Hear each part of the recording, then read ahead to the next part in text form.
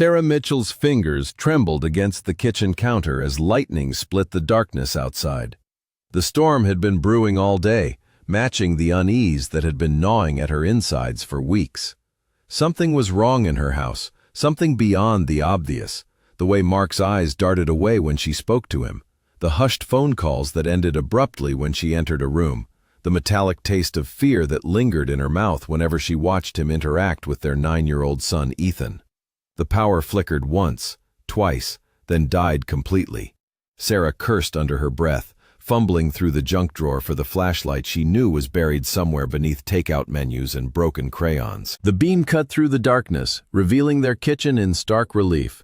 Dishes still unwashed from dinner, Ethan's homework scattered across the table, Mark's coffee mug with its ring stain on the granite countertop he'd insisted they couldn't afford, but had purchased anyway.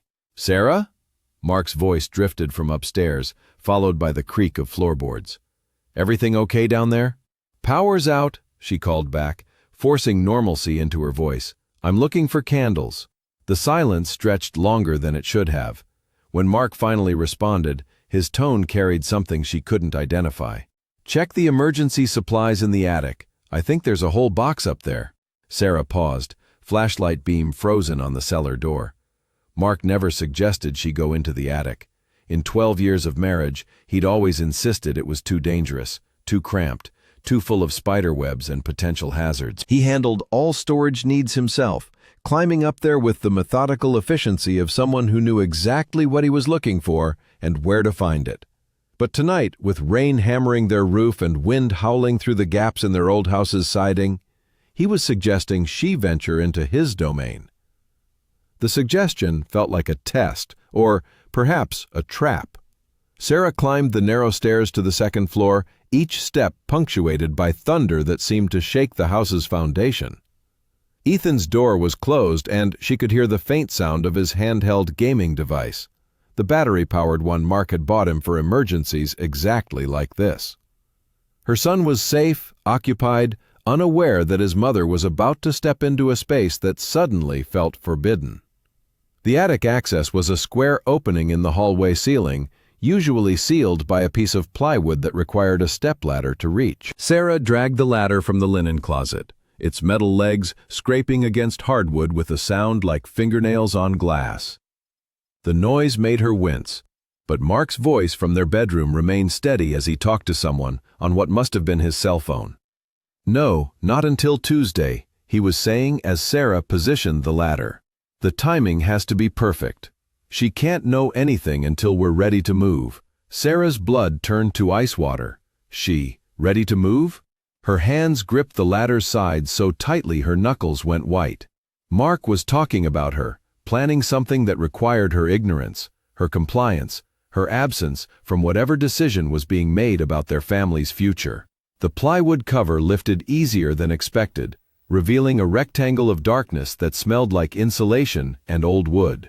Sarah pulled herself through the opening, flashlight beam dancing across the cramped space above their home. The attic was larger than she'd imagined, stretching from one end of the house to the other, filled with boxes she didn't recognize and furniture she'd never seen before. Everything was organized with military precision, boxes labeled in Mark's neat handwriting, tools, seasonal, documents, emergency supplies. But tucked in the far corner, partially hidden beneath a sheet of pink insulation, was something that didn't belong. A black metal box, roughly the size of a laptop case, with a combination lock that gleamed silver in her flashlight beam. Sarah's throat constricted.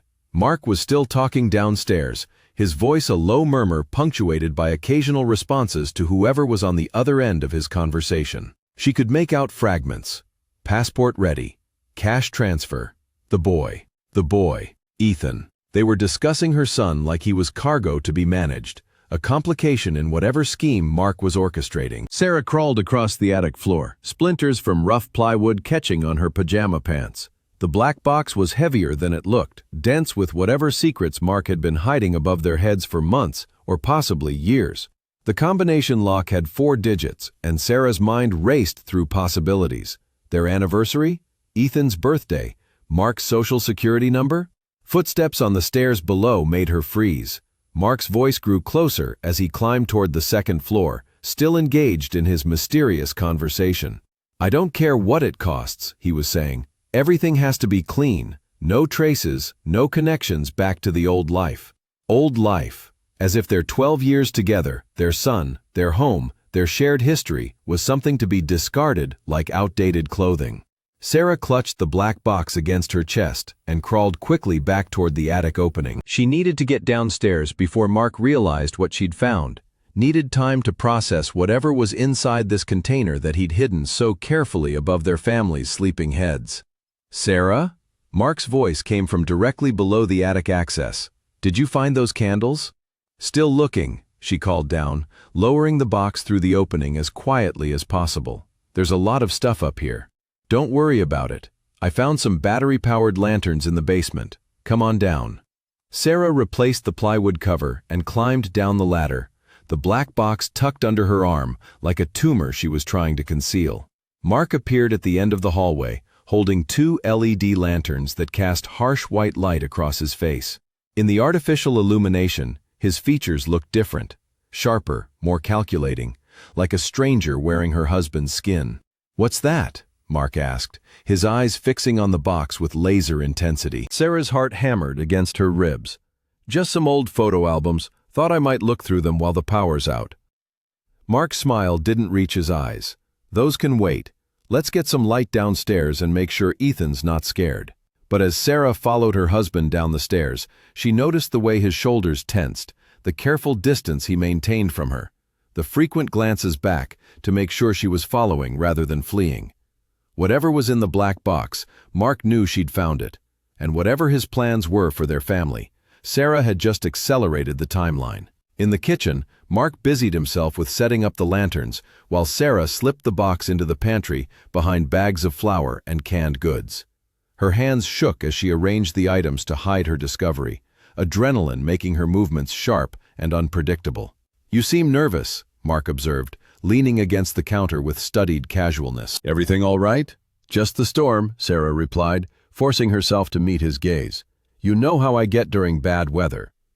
But Mark's eyes held something she'd never seen before, suspicion mixed with what might have been fear. He was watching her the way a predator watches potential prey, calculating distances and escape routes, preparing for violence if his careful plans were threatened. Thunder crashed overhead, and the house seemed to shudder around them.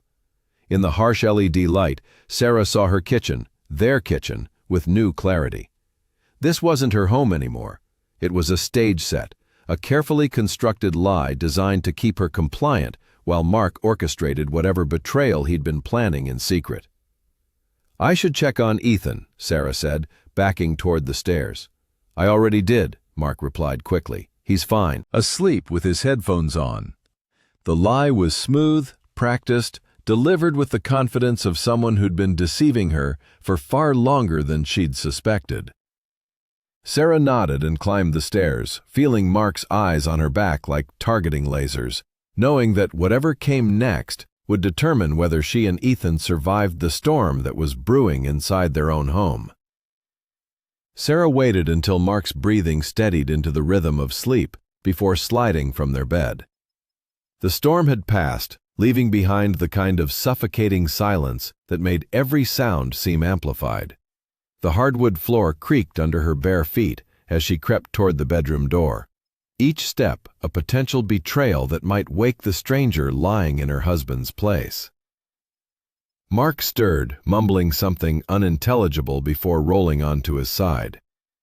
Sarah froze, counting her heartbeats until his breathing returned to its steady pattern. In the darkness, his face looked peaceful, almost innocent. The same expression she'd fallen in love with 14 years ago when they'd met at Chicago General Hospital.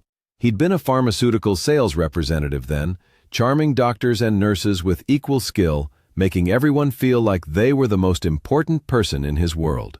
Now she wondered how much of that charm had been calculation, how many of his smiles had been masks, hiding whatever darkness she'd discovered in that black box. The pantry door opened with a whisper of hinges, and Sarah's fingers found the box exactly where she'd hidden it, behind the flour bags. The metal was cold against her palms, dense with secrets that had been festering above their heads while she'd cooked dinners and helped Ethan with homework, and believed in the fairy tale of their suburban happiness. She carried the box to the kitchen table and switched on a single lamp, its weak light creating a pool of illumination in the darkness. The combination lock stared back at her, 4 silver digits waiting for the right sequence to unlock whatever Mark had been hiding from his wife and son. Sarah's fingers trembled as she tried their wedding anniversary, 0815. The lock didn't budge. Ethan's birthday produced the same result. Mark's birthday, their first date, the year they'd bought the house, nothing worked. Each failed attempt sent fresh waves of anxiety through her chest, the certainty growing that she was running out of time before Mark discovered what she was doing. She closed her eyes and tried to think like her husband. What numbers would matter to someone living a double life? What date would be significant enough to use as a combination, but private enough to keep from his family? The answer came to her with sickening clarity. She typed in 0327, March 27th, the date Mark claimed he'd gotten his current job. The date he'd said marked the beginning of their financial stability, their ability to buy this house and plan for Ethan's future. The lock clicked open. Sarah's hands shook as she lifted the lid, revealing contents that transformed her understanding of everything she'd believed about her life. Passports were stacked in neat rows, each bearing Mark's photograph, but with different names: Michael Morgan, Martin Matthews, Marcus Miller. The faces were identical, but the identities belonged to strangers who existed only on paper and in government databases. Beneath the passports lay credit cards bearing the same false names, their plastic surfaces pristine and unused. Stacks of cash were bound with rubber bands, hundreds and fifties that added up to more money than Sarah had ever seen in one place. Her nursing salary suddenly seemed pathetic in comparison, a joke played on someone who'd believed she was contributing meaningfully to their household finances. But it was the cell phone at the bottom of the box that made Sarah's stomach drop into free fall. The device was newer than anything Mark had ever shown her, sleek and expensive, with a screen that flickered to life at her touch. No password protection, as if Mark had never expected anyone else to find it. The message history was a catalog of betrayal that stretched back 18 months. Names she didn't recognize discussed shipments and transfers, meetings at locations throughout Chicago that Mark had never mentioned visiting. But it was the thread labeled M that made Sarah's world tilt sideways. The messages were intimate, filled with endearments and inside jokes that belonged in her marriage, not in her husband's secret correspondence with someone identified only by an initial. References to the wife problem and handling Sarah were scattered throughout conversations that grew increasingly detailed about escape plans and new identities. Sarah scrolled through months of deception, watching her marriage dissolve in real time through text messages she'd never been meant to see. Mark and this mysterious M had been planning their departure with the methodical precision of military strategists, discussing everything from offshore bank accounts to custody strategies that would allow Mark to take Ethan without triggering immediate law enforcement involvement. One message thread made her blood freeze. M. What about Sarah? She's going to fight you on Ethan. Mark. Sarah won't be a problem much longer. I've got that handled. M. Handled how? Mark. Better if you don't know the details. Just trust me. By the time we're ready to move, she won't be in a position to stop us. Sarah's hands began to shake so violently she nearly dropped the phone. Mark wasn't just planning to leave her. He was planning something that would ensure she couldn't pursue them, couldn't fight for her son, couldn't interfere with whatever new life he was building with his mysterious partner. Footsteps creaked overhead. Sarah's heart exploded into overdrive as she frantically gathered the box's contents, shoving passports and credit cards back into their organized arrangement. The cell phone slipped from her trembling fingers, clattering against the table with a sound that seemed to echo through the house like a gunshot. The footsteps stopped. Sarah held her breath, the phone clutched against her chest, listening to the silence that stretched between her and whatever was happening upstairs. Had Mark noticed her absence? Was he standing at the top of the stairs, calculating whether to investigate or pretend he hadn't heard anything? The toilet flushed, followed by the sound of running water. Mark was in the bathroom, probably assuming Sarah had simply gotten up for water or to check on Ethan. Normal middle-of-the-night activities that wouldn't raise suspicion if she could just get back upstairs before he returned to their bedroom.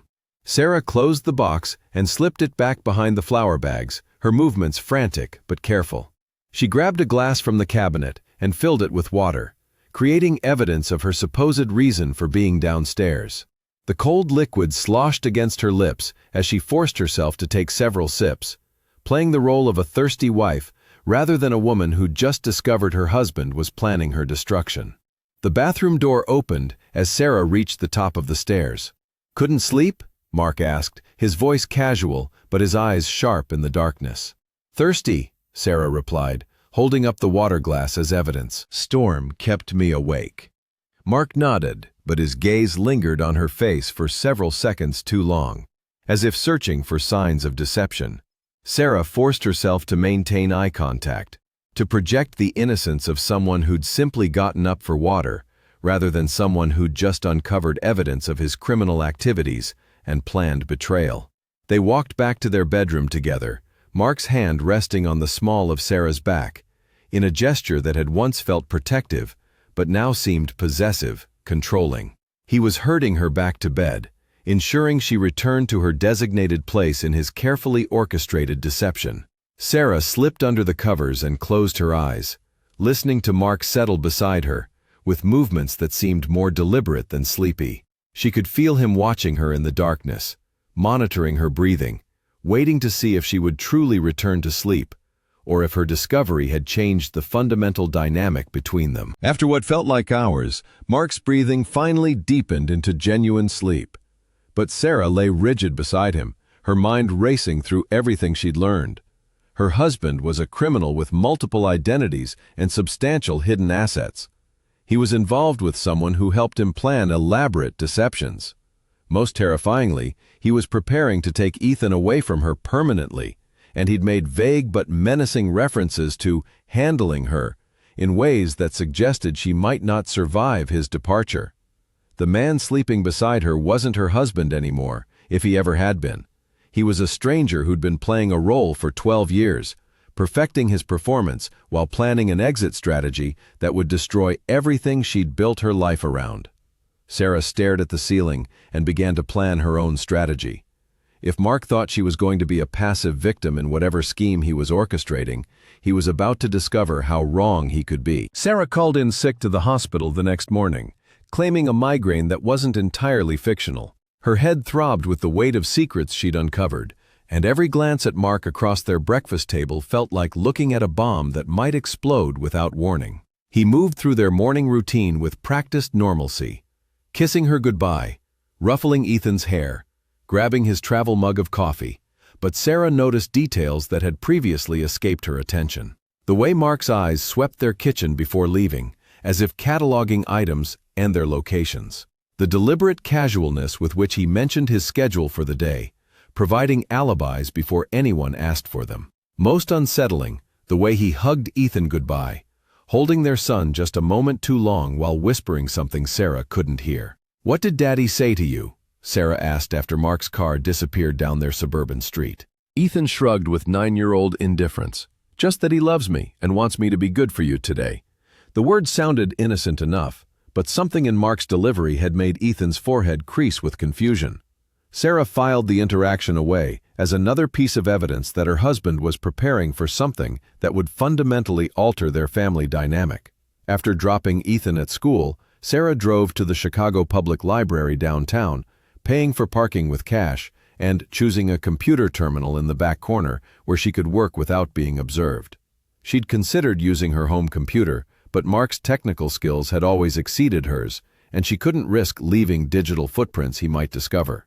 The research she conducted over the next 4 hours painted a picture of systematic fraud that stretched back years before she'd even met Mark. The names she'd found on those false passports appeared in court records, bankruptcy filings, and police reports across multiple states. Michael Morgan had been investigated for insurance fraud in Arizona. Martin Matthews had defaulted on business loans in Nevada. Marcus Miller was wanted for questioning in connection with a pharmaceutical theft ring in California. Each identity had been used for specific criminal activities, then abandoned when law enforcement attention became too intense. Mark had been building and discarding personas with the efficiency of someone who viewed deception as a career rather than a moral failing. Sarah's hands trembled as she printed documents and stuffed them into a manila envelope. The man she'd married, the father of her child, was a career criminal who'd used their relationship as cover while he established his Chicago operations. Their entire marriage had been a business arrangement designed to provide him with legitimacy and social camouflage. Her cell phone buzzed with a text from Mark. "How's your migraine? Thinking of you." Sarah stared at the message, marveling at his audacity. While she was uncovering evidence of his criminal empire, he was sending loving texts designed to maintain the illusion of their relationship. She typed back, "Better, resting at home." The response came immediately, "Good, don't push yourself, see you tonight." But Sarah wasn't going home. Instead, she drove to the federal building downtown, her manila envelope of evidence burning like contraband in her passenger seat. The FBI field office occupied 3 floors of the imposing structure, and Sarah spent 20 minutes in the lobby gathering courage before approaching the reception desk. "I need to report criminal activity," she told the security officer, her voice steadier than she'd expected. The process that followed felt surreal. Filling out forms, waiting in sterile rooms, explaining her situation to agents who listened with professional detachment while taking detailed notes. Special Agent Lisa Chen was assigned to her case, a woman roughly Sarah's age, with sharp eyes and an efficiency that suggested she'd heard similar stories before. "Mrs. Mitchell," Agent Chen said, spreading Sarah's printed documents across a conference table. "These are serious allegations. Identity fraud, money laundering, possibly organized crime connections. Are you prepared for the consequences of moving forward with this investigation?" Sarah thought of Ethan, of the text messages discussing custody strategies and plans to make her not a problem much longer. "My husband is planning something that involves taking my son away from me. I think he might be planning to hurt me to accomplish that. I can't protect my family without help." Agent Chen nodded grimly. "Based on what you've shown me, we've been tracking some of these identities for months. Your husband has been very careful, but he's not invisible. With your cooperation, we might be able to build a case that puts him away for a very long time." The words should have brought relief, but Sarah felt only a growing sense of urgency. "How long will that take?" "He's planning to move soon, possibly this week." "Then we need to work fast. I'm going to need you to wear a recording device, document his activities, help us gather real-time evidence of his criminal operations." Sarah's throat constricted. The thought of returning home to Mark while wearing government surveillance equipment, of pretending normalcy while building the case that would destroy him, felt like stepping into a snake pit blindfolded. But Agent Chen's next words made the decision for her. "Mrs. Mitchell, if your husband is involved with the people we think he is, your life and your son's life are already in danger. Working with us might be the only way to ensure you both survive whatever he's planning." Sarah left the federal building with a tiny recording device taped beneath her bra and a phone number that would connect her directly to Agent Chen at any hour. She also carried the weight of understanding that her marriage wasn't just ending, it was about to become evidence in a federal criminal investigation that could send Mark to prison for decades. The drive home felt like traveling toward her own execution. Every familiar landmark looked different, tainted by the knowledge that Mark had been using their suburban normalcy as camouflage for activities that could destroy multiple lives.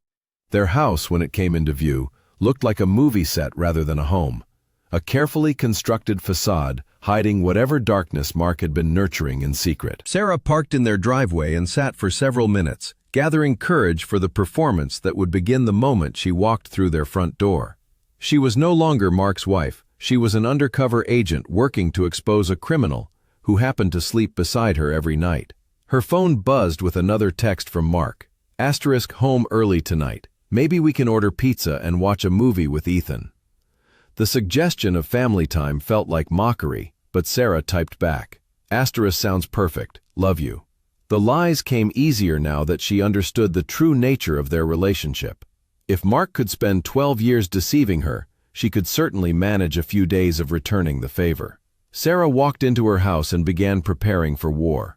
Mark arrived home at 5:30 carrying flowers and wearing the smile that had once made Sarah's heart flutter. Now it looked like a mask slipping sideways, revealing glimpses of calculation behind his practiced charm. He kissed her cheek with lips that felt cold despite the warmth of his skin, and Sarah forced herself not to recoil from his touch. "You look better," Mark observed, studying her face with the intensity of someone searching for cracks in a facade. "Migraine completely gone?"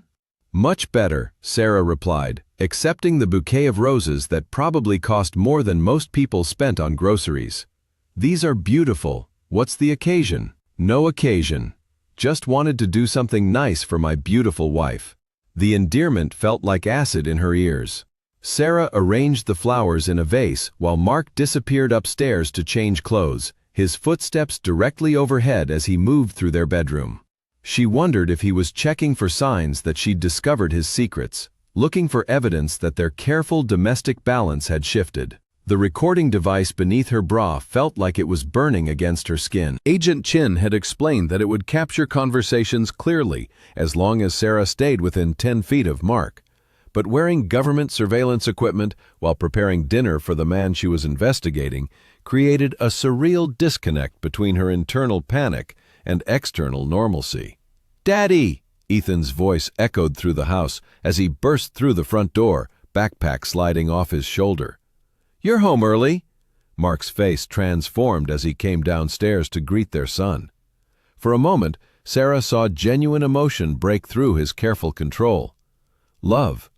Pride. Something that might have been regret.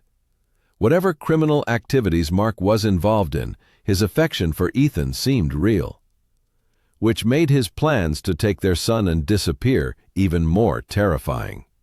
"How was school, buddy?" Mark asked, lifting Ethan in a hug that lasted several beats too long. "We learned about the solar system. Did you know that Jupiter has 67 moons?" Ethan's eyes shone with the excitement of new knowledge, unaware that his father might be planning to take him away from everything he'd ever known. "That's incredible. Maybe someday we'll travel somewhere we can see Jupiter through a really powerful telescope."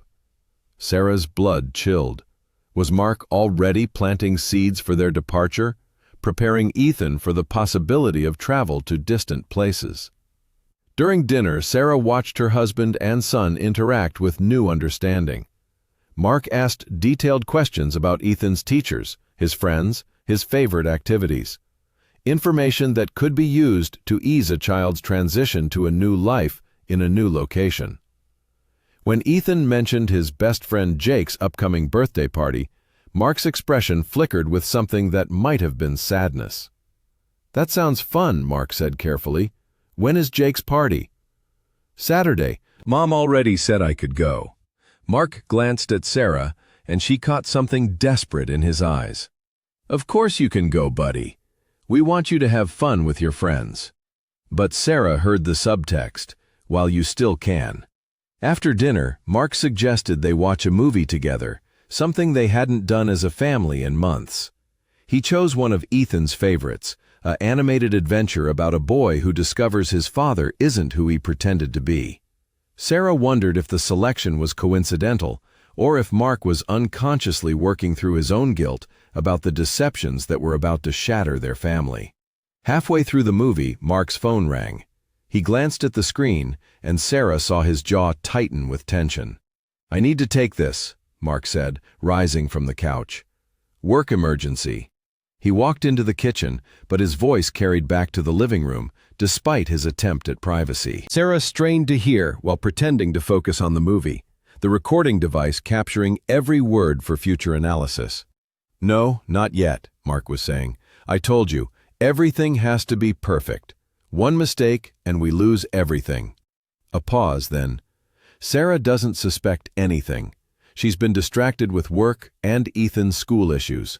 I can buy us another week, maybe 2. Sarah's heart hammered against her ribs. Another week or 2 before what?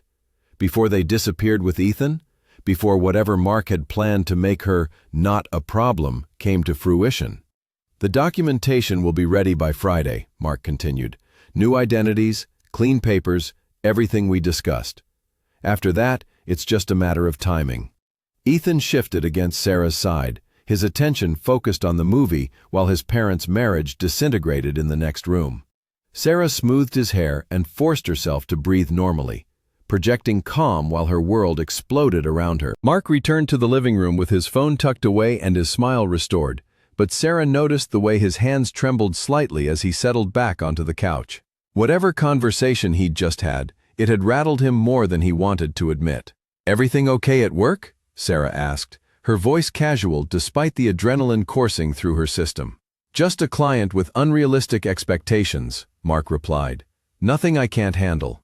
But his eyes avoided hers, and Sarah realized he was becoming as skilled at reading her expressions as she was learning to read his. They were both performing now, each pretending to believe the other's lies while gathering intelligence for battles that hadn't yet begun. After Ethan went to bed, Mark poured himself a glass of wine and settled at their kitchen table with his laptop. Sarah busied herself with cleaning dishes while watching his reflection in the window above their sink. His face was illuminated by the computer screen, and she could see tension in every line of his features as he typed with urgent intensity. "Busy night?" Sarah asked, drying a wine glass with deliberate slowness. "Trying to wrap up some projects before the weekend," Mark replied without looking up. "Might need to travel next week for client meetings." Travel. The word sent ice through Sarah's veins. "Where to?" "Portland, probably. Maybe Seattle." Still working out the details. Portland, the city agent Chen had mentioned in connection with money laundering operations that might be connected to Mark's criminal network. Sarah's grip tightened on the dish towel as she processed the implications. Mark wasn't just planning to disappear with Ethan. He was planning to take their son to a specific location where his criminal associates could help them establish new identities. "How long will you be gone?" Sarah kept her voice steady through sheer force of will. Mark's fingers paused over his keyboard. "Hard to say. Could be a few days, could be longer. Depends on how the meetings go." The lies flowed so smoothly that Sarah wondered how many times he'd rehearsed this conversation, how many different versions he'd prepared depending on her reactions. Mark had been planning this betrayal with the methodical precision of someone who viewed deception as an art form. Sarah finished the dishes and announced she was going to bed early, claiming exhaustion from her migraine. Mark barely acknowledged her departure, his attention focused on whatever criminal business he was conducting through encrypted communications and careful word choices. Upstairs, Sarah locked the bathroom door and retrieved her phone, typing a quick message to Agent Chen. "He's planning travel next week. Portland or Seattle. Says it's client meetings but mentioned new identities being ready by Friday." The response came within minutes. "Good work. We're tracking his communications. Stay safe and keep documenting everything." Sarah deleted the message thread and returned the phone to her pocket. In the mirror above their bathroom sink, her reflection looked like a stranger, hollow-eyed, sharp-featured, dangerous. She was becoming someone new, someone capable of fighting back against a man who'd spent 12 years treating her like a convenient prop in his elaborate deception. Mark was still at the kitchen table when Sarah slipped into bed, the glow from his laptop screen visible under their bedroom door. She lay in the darkness and listened to the sound of his typing, each keystroke potentially arranging the details of her son's abduction and her own destruction. But Mark had made one critical mistake in his careful planning. He'd underestimated the woman he'd been lying to for over a decade. Sarah Mitchell wasn't going to be a victim in whatever scenario he was orchestrating. She was going to be the architect of his downfall, and she was going to save her son in the process. The war had begun, and Sarah intended to win it. Thursday morning arrived gray and oppressive, with clouds that seemed to press down on their suburban street like a physical weight. Sarah woke before her alarm, her body rigid with the tension of someone who'd spent the night listening for sounds that might indicate immediate danger. Mark slept beside her with the peaceful expression of someone whose conscience hadn't kept him awake. But Sarah noticed his phone charging on the nightstand within easy reach, always ready for emergency communications that might require split-second responses. The morning routine proceeded with mechanical normalcy. Mark showered and dressed in his usual business attire, but Sarah observed details that had previously escaped her attention. The way he checked his watch repeatedly, the careful attention he paid to his appearance, the subtle but unmistakable signs of someone preparing for a performance, rather than a typical workday. "I'll be late tonight," Mark announced over coffee, his tone casual but his eyes sharp as they watched Sarah's reaction. "That client situation I mentioned is coming to a head." Sarah nodded with wifely understanding, while the recording device captured every word. "Do you need me to pick up dinner, or will you eat at the office?" "I'll grab something out. Don't wait up for me." But Mark's gaze lingered on her face, searching for signs that she suspected his client situation was actually whatever criminal activity required evening meetings and careful coordination with mysterious partners. Sarah maintained her expression of mild interest, while mentally cataloging his behavior for her federal handlers. After Mark left for work, Sarah called Agent Chen from a payphone outside Ethan's school, using quarters she'd been saving specifically for communications that couldn't be traced back to her personal devices. "He's escalating," Sarah reported, watching other parents drop off their children with the kind of casual normalcy she envied. References to travel, late meetings, new identities being ready. "I think whatever he's planning is happening very soon." "We think so too," Agent Chen replied. "His communications have increased dramatically over the past 48 hours. We're seeing coordination with known associates, financial transfers to offshore accounts, everything that suggests imminent departure." Sarah's throat tightened. "What about Ethan? If Mark tries to take him, we have surveillance on your house, your son's school, everywhere your family typically goes. If Mark makes any attempt to remove Ethan from his normal routine, we'll intervene immediately." The assurance should have been comforting, but Sarah understood the limitations of government protection. Federal agents couldn't be everywhere at once, and Mark had spent months or possibly years planning whatever escape route he intended to use. If he'd been successful at evading law enforcement for this long, he probably had contingency plans that even Agent Chen couldn't predict. Sarah spent the day creating her own contingencies. She withdrew $500 from their joint account, not enough to trigger automatic alerts, but sufficient to provide emergency resources if she needed to disappear with Ethan. She packed a small bag with essential items and hid it in her car's trunk. Most importantly, she memorized Agent Chen's direct number and programmed it into her phone under a fake contact name. That evening, Mark arrived home after 8 o'clock, smelling like expensive cologne and carrying himself with the barely contained energy of someone who'd received good news. His smile was brighter than usual, his movements more confident, his attention to Ethan more focused and desperate. "How was your day, buddy?" Mark asked, kneeling to Ethan's eye level with an intensity that made their son step backward slightly. "Good," Ethan replied with 9-year-old uncertainty. "Are you okay, Dad? You seem different." Mark's expression flickered with something that might have been regret before his practiced smile returned. "Just excited about some work developments. Sometimes grown-up business can be very good news." Sarah watched this interaction while preparing a late dinner, noting how Mark's hands lingered on Ethan's shoulders, how his voice carried undertones of someone saying goodbye without admitting it. Whatever Mark's timeline had been, something had accelerated his plans. After Ethan went to bed, Mark poured himself a substantial glass of whiskey, unusual for someone who typically limited himself to wine with dinner. He settled at their kitchen table with his laptop, but his typing seemed more urgent tonight, punctuated by frequent phone calls that he took outside, despite the cool evening temperature. Sarah positioned herself where she could observe Mark's behavior while appearing to focus on her own activities. She folded laundry with mechanical precision, sorted mail with unnecessary attention to detail, cleaned kitchen counters that were already spotless. Anything to remain in proximity to her husband while he conducted whatever business required privacy and alcohol for courage. Around 10 o'clock, Mark's phone rang with a call that transformed his entire demeanor.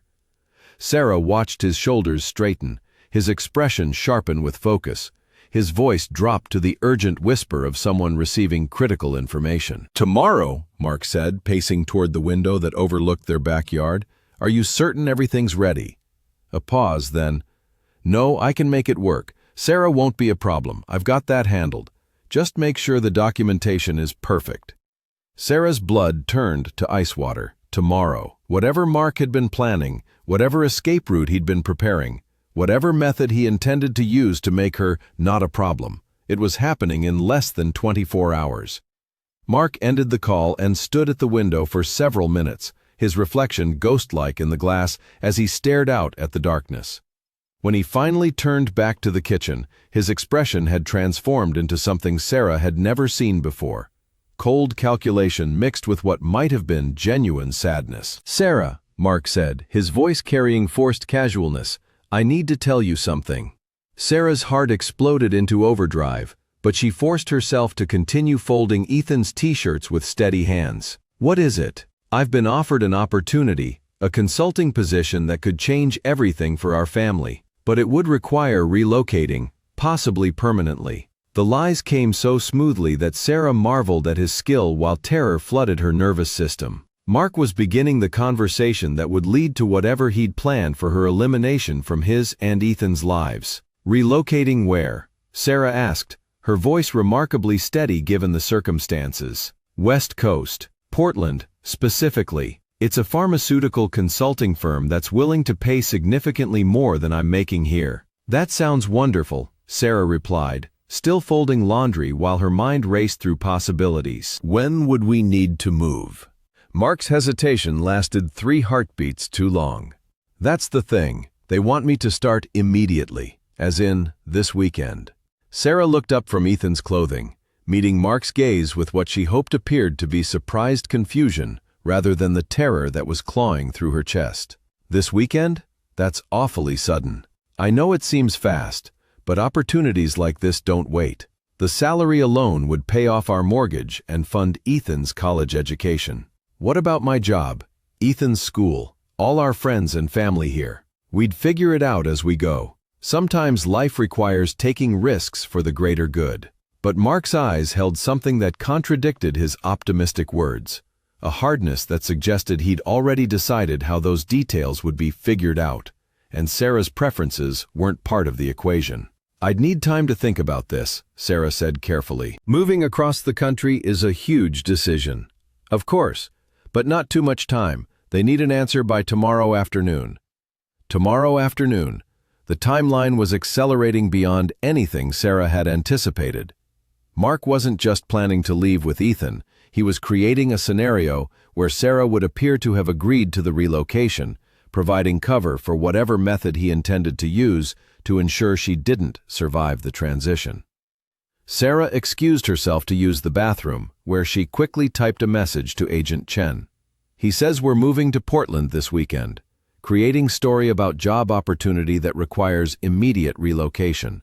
Need help now." The response came within seconds. "We're moving tonight. Federal arrest warrant being executed at your location within the hour. Keep him talking and stay away from any weapons." Weapons. The word hit Sarah like cold water as she realized Mark might be planning to make her disappearance look like an accident or violent crime rather than simple abandonment. She returned to the kitchen where Mark was closing his laptop with the efficient movements of someone completing final preparations. "I think I should call my sister," Sarah said, testing his reaction. "Linda would want to know about a move this significant." Mark's expression tightened almost imperceptibly. "Maybe wait until we've made a final decision. No point in getting everyone worked up over something that might not happen." But Sarah heard the subtext. "Don't tell anyone about this conversation, because you won't be alive long enough to follow through on any plans." Outside, she could hear the faint sound of vehicles moving through their neighborhood. Possibly federal agents positioning themselves for Mark's arrest, or possibly Mark's associates preparing for whatever violence he'd planned to ensure Sarah's silence. "You're right," Sarah agreed, moving toward the stairs.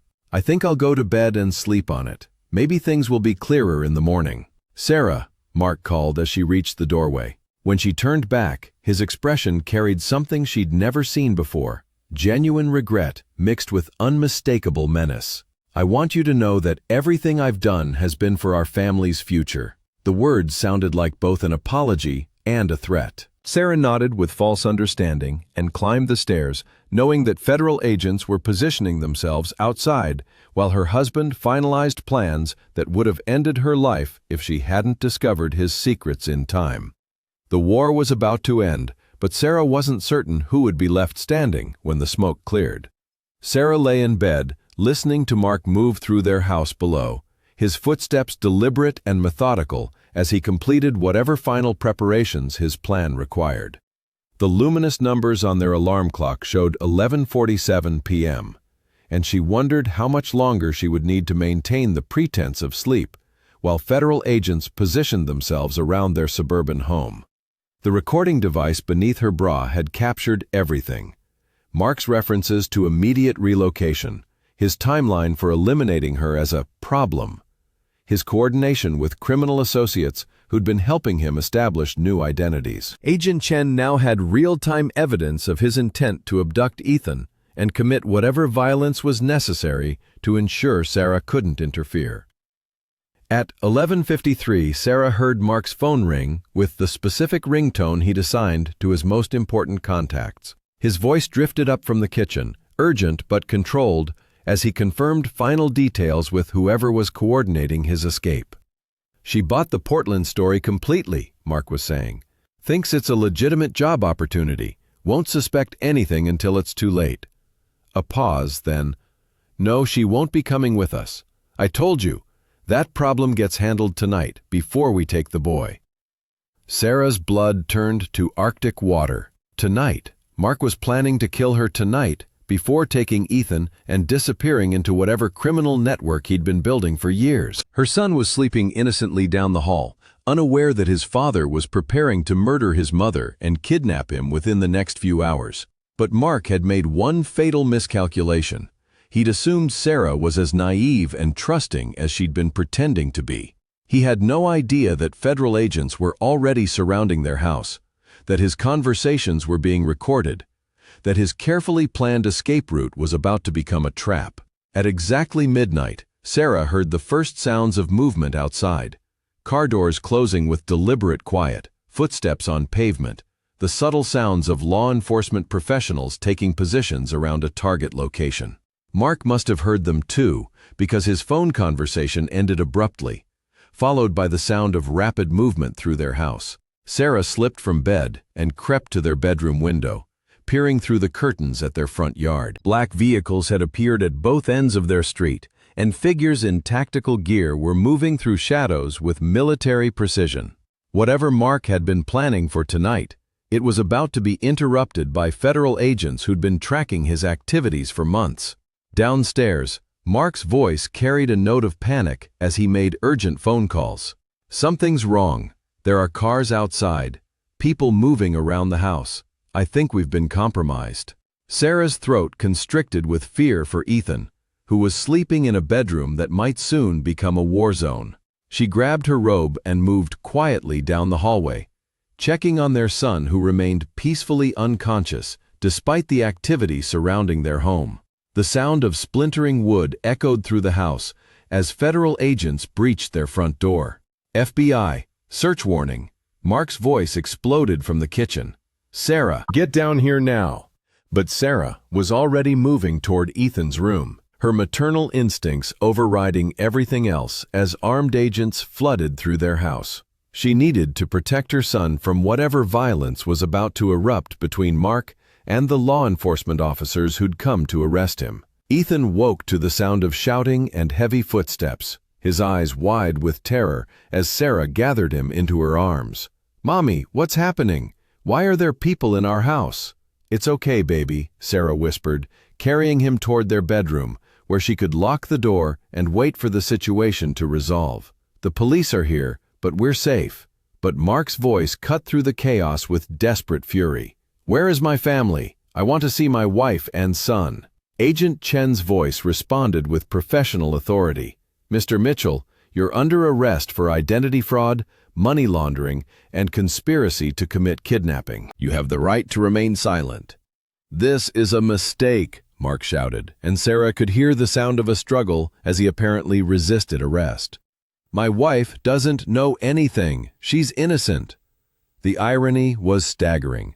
Mark was trying to protect Sarah from criminal charges while simultaneously planning to murder her to prevent her interference with his escape plans. Even in the moment of his arrest, he was maintaining the fiction that she was an unwitting victim rather than the federal informant who'd provided the evidence that brought down his entire operation. Sarah held Ethan tightly as footsteps approached their bedroom door, followed by a gentle knock that contrasted sharply with the violence that had just erupted downstairs. "Mrs. Mitchell, this is Agent Chen. Are you and your son safe?" Sarah opened the door to find Agent Chen accompanied by two other federal agents, their expressions professional but sympathetic. Behind them, she could see Mark being led away in handcuffs, his face a mask of shock and betrayal as he realized the scope of his miscalculation. "Is Daddy in trouble?" Ethan asked, his small voice breaking Sarah's heart. "Yes, sweetheart," Sarah replied honestly.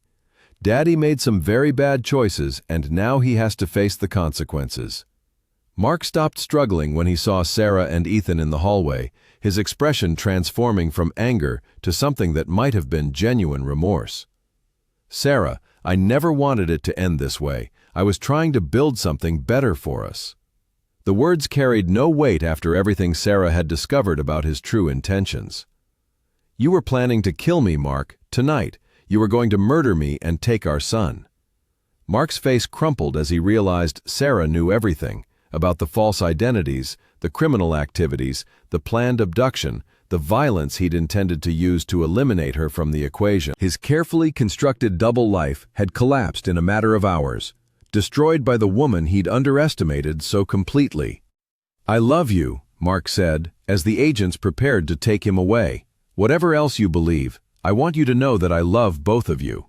Sarah looked at the man she'd married 12 years earlier, the father of her child, the stranger who'd been planning her murder while declaring his love for their family.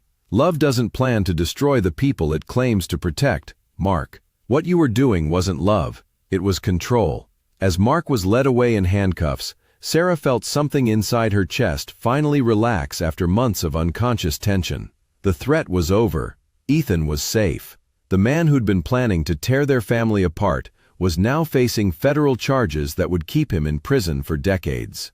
But the victory felt hollow as Sarah realized the magnitude of what she'd lost. Not just her marriage, but her faith in her own judgment, her ability to trust her instincts about the people closest to her. Mark had been living a double life so convincingly that she'd never suspected the depth of his deception until she'd stumbled across evidence by accident. Agent Chen approached with the kind of gentle authority that suggested extensive experience with traumatized families. "Mrs. Mitchell, we'll need you and Ethan to stay elsewhere tonight while our team processes the crime scene. Do you have family or friends you can call?" Sarah nodded, thinking of her sister Linda, who lived across town and had been asking questions about Mark's behavior for months. Linda had sensed something wrong in their marriage before Sarah had been willing to admit it, and now Sarah understood why her instincts had been triggering warning signals. As federal agents continued their search of the house she'd thought was her home, Sarah began the process of rebuilding her life from the wreckage of Mark's betrayal. She would need to find a new place to live, explain to Ethan why his father wouldn't be coming home, navigate the complex legal proceedings that would determine Mark's fate and their family's future. But for the first time in months, Sarah felt truly safe. The danger she'd sensed but couldn't identify was over. The man who'd been planning her destruction was in federal custody. Her son was safe in her arms, and no one was going to take him away from her. The nightmare was ending, and Sarah Mitchell was finally free to begin building a life based on truth, rather than the elaborate lies that had nearly destroyed everything she loved. 6 months later, Sarah stood in the kitchen of their new apartment, watching Ethan complete his homework at a table that bore no resemblance to the one where she'd discovered Mark's betrayal. The space was smaller than their suburban home, but it belonged entirely to them. No hidden compartments, no secret phones, no false identities lurking in forgotten corners. The federal trial had been swift and decisive. Mark's criminal enterprise had been more extensive than even Agent Chen had suspected, involving pharmaceutical theft rings, identity fraud networks, and money laundering operations that stretched across multiple states. His associates had provided testimony in exchange for reduced sentences, painting a picture of systematic criminality that had funded their suburban lifestyle for over a decade. Sarah learned that their house, their cars, even Ethan's college fund had been purchased with proceeds from criminal activities. Everything she'd believed about their financial stability had been built on stolen money and fraudulent schemes that victimized dozens of other families. Mark received 23 years in federal prison. His attempts to contact Sarah and Ethan had been blocked by restraining orders that would remain in effect until long after their son reached adulthood. The man who'd planned to murder Sarah to protect his escape route would spend the rest of his productive life behind bars, contemplating the choices that had destroyed multiple families, including his own. Megan Rodriguez, the mysterious M from Mark's text messages, turned out to be a pharmaceutical sales representative who'd been helping Mark steal and resell prescription medications. She'd also been his lover for over 2 years, providing both criminal assistance and emotional support while he planned to abandon his family. Megan received 15 years and would be deported to Mexico upon release, her American citizenship revoked due to the severity of her crimes. Sarah had expected to feel satisfaction when Mark's sentences were announced, but instead, she felt only a profound sadness for the family they'd never actually been. The man she'd loved had been a fiction, created to provide cover for criminal activities that required domestic normalcy as camouflage. Their marriage had been a business arrangement disguised as love, and even Mark's affection for Ethan had been secondary to his criminal ambitions. But rebuilding their lives had brought unexpected gifts. Sarah's nursing career flourished as she threw herself into work that felt meaningful after months of living surrounded by lies. Her colleagues at Chicago General had rallied around her when news of Mark's arrest became public, providing both emotional support and practical assistance as she navigated single parenthood. Ethan had struggled initially with understanding why his father had made such destructive choices, but children proved remarkably resilient when provided with honest explanations and consistent love. Sarah had enrolled him in counseling to process the trauma of his father's arrest and the revelation of their family's criminal foundation. But Ethan was adapting with the flexibility that made children such survivors. "Mom," Ethan said, looking up from his math homework, "Jake's dad wants to know if you'd like to have dinner with them this weekend." Sarah paused in her meal preparation. Jake's father was a divorced teacher who'd been asking her out with increasing frequency over the past month. David Chen, no relation to Agent Chen, was kind, patient, and refreshingly transparent about his life and intentions. After Mark's systematic deception, David's honesty felt like a precious gift. "What do you think about that?" Sarah asked her son. "Do you like spending time with Jake and his dad?" Ethan considered the question with 9-year-old seriousness. "They're nice, and David doesn't lie about stuff like Dad did." The simple observation broke Sarah's heart, while simultaneously filling her with pride. Her son was learning to recognize authenticity, to value honesty over charm, to trust his instincts about the adults in his life, rather than simply accepting their presentations of themselves. "Then yes," Sarah said, "I think dinner sounds lovely." That evening, after Ethan was asleep, Sarah sat on their apartment balcony, looking out at the Chicago skyline. The city lights stretched to the horizon, millions of people living their own complicated lives, building relationships based on varying degrees of truth and deception, navigating the complex territory between love and self-interest. Her phone buzzed with a text from Agent Chen, who'd become something of a friend during the long months of Mark's prosecution. "Saw the news coverage of the sentencing. How are you and Ethan holding up?" Sarah typed back. "We're good. Different, but good. Thank you for everything. You saved yourself and your son by having the courage to act on your suspicions.